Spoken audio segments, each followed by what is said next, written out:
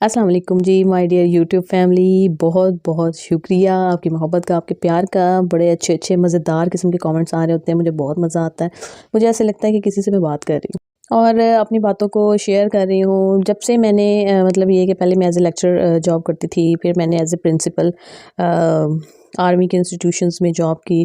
तो जब आप एक हाई लेवल की पोस्ट पर होते हैं ना, तो आपका तमाम कोलीग्स के साथ एक जैसा रवैया होना चाहिए। तो मेरा रवैया हमेशा उनसे एक बड़ी बहन का एक मदरली बिहेवियर रहा है।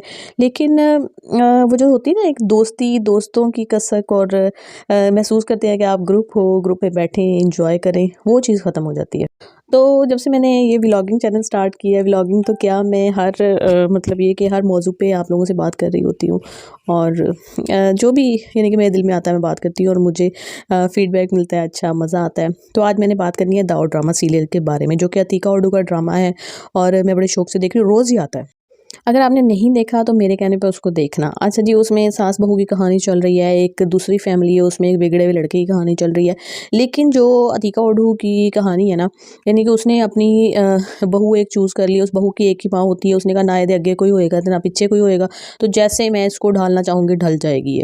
और प्लस पॉइंट उसका ये होता है कि उसको पार्लर का काम आता है, तो मेरे साथ हेल्प भी करेगी। तो जी अब उसकी माँ की हुई है डेथ। डेथ किस एपिसोड में हुई है ये मैं आपको बताऊँ।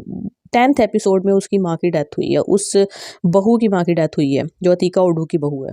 और आज के दिन, आज यानी मैंने जो एपिसोड देखी है वो उसकी 16वीं किस्त थी, 16th एपिसोड। तो आज तक भी वो बहू 10वीं एपिसोड से रोना शुरू हुई है और 16वीं तक रो रही है, रो रही है, रो रही है भाई। मुझे पता है उसकी माँ की डेथ हुई है, माँ से बढ़कर कोई रिलेशनशिप नहीं होता और बहुत ज़्यादा दुख है, पता है हमें इस बात का। लेकिन आप तो ना ये दिखाते रहे ना, आप कहानी को आगे बढ़ाएं। और भी बहुत से किरदार है कहानी में, कोई ट्विस्ट पैदा करें, कोई इंटरेस्ट पैदा करें। इन्होंने ना मेन कास्ट में जो दोनों कहानियां दिखाई हुई हैं, दोनों कहानियों के अंदर लड़कियां अकेली हैं। यानी कि ये जो अतीका उर्दू की बहू है, इसकी एक ही माँ थी और कोई भी नहीं था, तो ये अकेली होगी। अब जो दूसरी साद की बीवी है, उसकी एक माँ थी और उसका एक भाई था। भाई माँ को लेकर दूसरे ही दिन बिल्कुल शादी के वो चला गया, अमेरिका चला गया। तो अमेरिका का मतलब है कि उसने अभी कोई नहीं आना वापस, ठीक है। वो भी अकेली होगी। दो लड़कियों की कहानी है जिन पे जुल्म और जबर हो रहे हैं। बेसिक कॉन्सेप्ट इसका ये है। अगर आप लोगों में से कोई ड्रामा देखता है तो मुझे बताना आपको ये ड्रामा कैसा लगता है और क्या आप पिछली एक वीक से इस ड्रामे से बोर हो रहे हैं या आप चाहते हैं कि ये रोना बंद कर दे, अब आगे किसको चलाया जाए।